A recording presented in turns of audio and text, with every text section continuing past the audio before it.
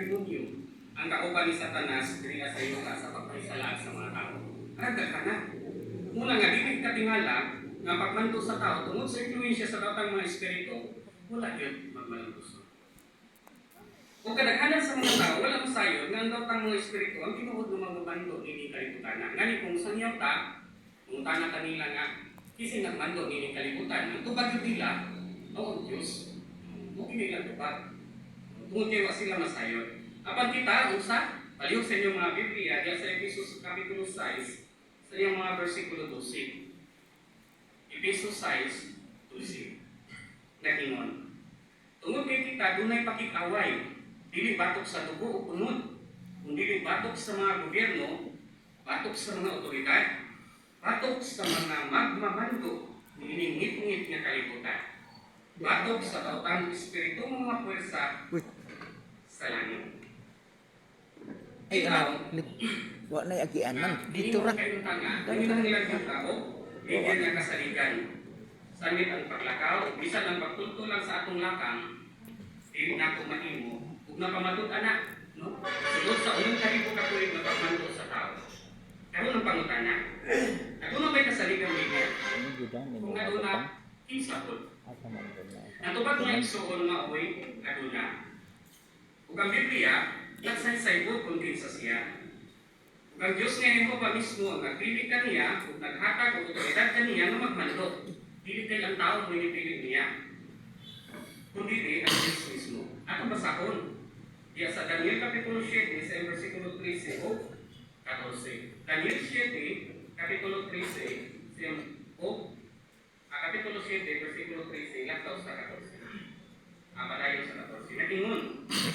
Padayon kung nagtanaw sa mga pananaw sa gabi. Kung na, may niabot na sama ka sa tao, uban sa mga pagkain sa langit, tubutan siya na makatuon sa karaan sa mga adlaw. Ngunit sa iyo ba, no, karaan sa mga adlaw. Itubutan siya sa pagtuon. Ilan kita na siya sa atubangan niya. Siya, napagad otoridad sa pagmando, tunog, buging harian. Aron ang tanang katawhan na lain-lain naso o pinulungan, magalagad kaniya, ang iyang pagmando mo'y hantod-hantod. Kung dili, hindi matapos, ang iyang inarian, dili malagla. Kinsa man siya, walay lain mo yung Ay, paradi. Dili, simpig-simpig ang Nga mo makaingon pa nga, si Kristo Jesus, ang pinakamaayong leader.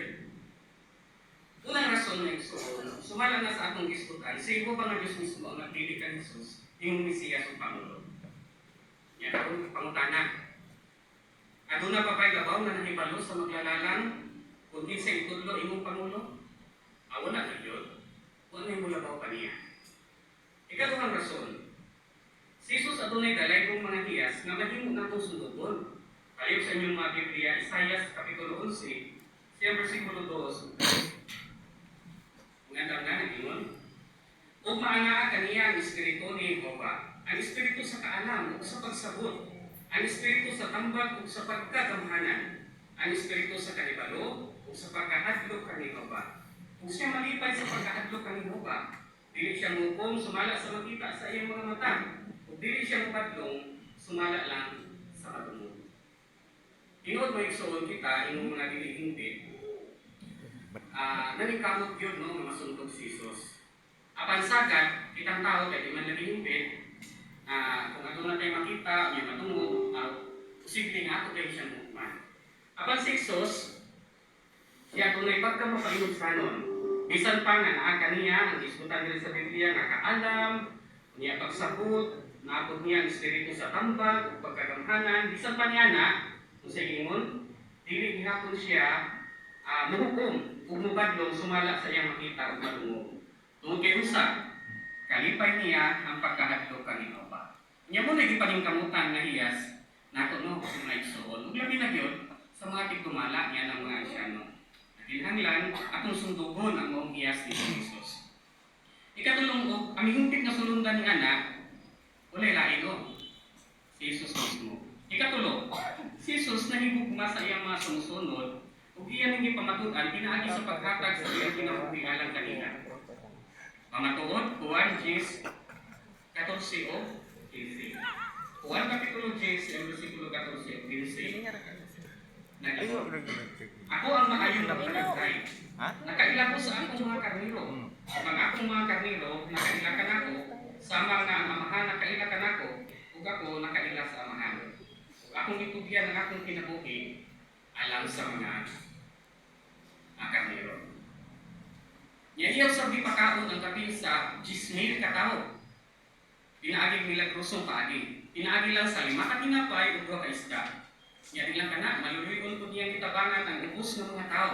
Usa nila to katungsan lahon nga nagluhod yung tao, no? Unya nanganiyo ko kang Isus nilituan siya. Usa yung himo, iyan hindi ayo. Unya wala lang kay basta iyan hindi ayo. Gisgutan, kundi iya pagyuding gihikap. Nya katong nagsuon nagpakita, katong iyang paghikap, nagpakita to sa iyang pagkamaluluyon, dili lang kana, kundi adto na siya kahinawa. Kini pagkamahingawahon. Sa English nga translation meaning kahinawa maigsoon, nuni care. Unya, ang laing hubad ini, laing kahulugan, ini concern o worry. Matigdi maigsoon, pagkanindot kayo nahiyas, nga naali na sa atong leader. Ini pagka mahinawa. Kung matigdi usap, kung usa siya ka-epektibo, maayong mo dumana na leader. Sulod sa tulog ka tuig ug tunga niyang sulod lamang sa tulog ka tuig ug tunga iyang isugan ang makaluwas ug kinabuhi nga pagsanyaw nga himuon sa tibuok kalibutan. Diri sa atong nasod, ang mga leader adunay unong katuig nga Kasibugan na termino. diri kiwi agi Sa iyang uban iabot pa og 20 ka tuig. Sa Ang iyang agianan nasod, ba? nagihantod na sila Kasibog-sibog mamatay ba? no sa Utras-utras. kanang monarkiya. Wala gyud pwede hantod na sila mamatay. Apan sa inyo uling paglakong nga nahatag sa mga leader. Apan si Jesus, sunod lamang sa tulog ka tuig ug tunga, iyang isugdan ang makaluwas ug kinabuhi nga pagsanyaw. Nga gihimo sa tibuok kalibutan hangtod karon. Unya human sa pagsangyaw, pag ministeryo niya ini sa yuga, sa dihang gibanhaw na siya ni Jehova nga Dios nga sa langit, iyang ipakita nga siya usa ka aktibong leader. Aliw sa inyong mga Biblia, iya sa Mateo kapitulo 28, sa iyang versikulo 19 o 20. Sa 19 na ingon, busa at tua ninyo ang mga tao sa tanang kanasuran, ug tudloy sila aron mahimong akong mga himuan. Bautismuhin sila sa ngalan sa Amahan, o sa Anak, o sa Balaang Espiritu. Tudloin ninyo sila sa pagtuman sa tanan akong gisugo kaninyo, ug hinumdumi nga ako magahuban kaninyo sa tanang adlaw hangtod sa hinapos sistema sa mga tuta. Oo, padayon siyang namuna sa iyang mga sumusunod. Nya giusam na niya paghimo nga tuon siya sa langit. Maigdi may igsoon ang artwork nga itong makita no, sa atong monitor.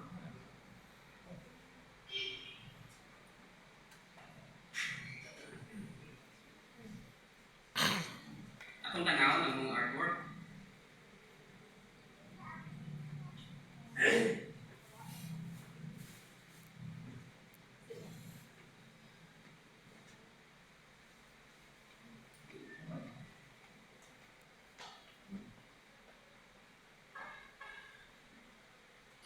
Sa mga artwork, kini siya nagtudlo si Jesus, nagtudlo og kwalipikadong mga lalaki nga moatiman sa kongregasyon. Ano, si Ginoong Hesus nasa kabaw, niya kanang gitingan o kanaang matinumanong mga lalaki nga niyang gigamit aron nga moatiman sa kongregasyon. Mo kini sila ang matinumanon o maalamong ulipon. Usa ilang papel. Sila ang pitaganag espiritual nga pagkaon sa iyang mga sumusunod ining panahon sa katapusan.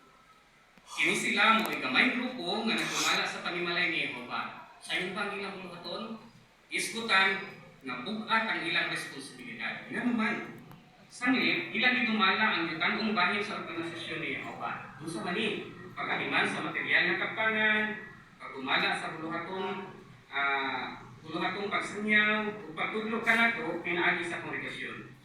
Dili lang ka na, sila po ang nag-apod-apod o espiritual nga mga pagkaon ka na ito, pinaaging publikasyon nga mo'y atong gigamit sa ministeryo sa programa sa atong mga tigong o kasimpliya, aron matagan-an ta sa atong mga panginhanglan sa usapong panahon. Nan, sa unsang paagi, makinumanon ug maalamon ang ulipon. Ganun, mo ang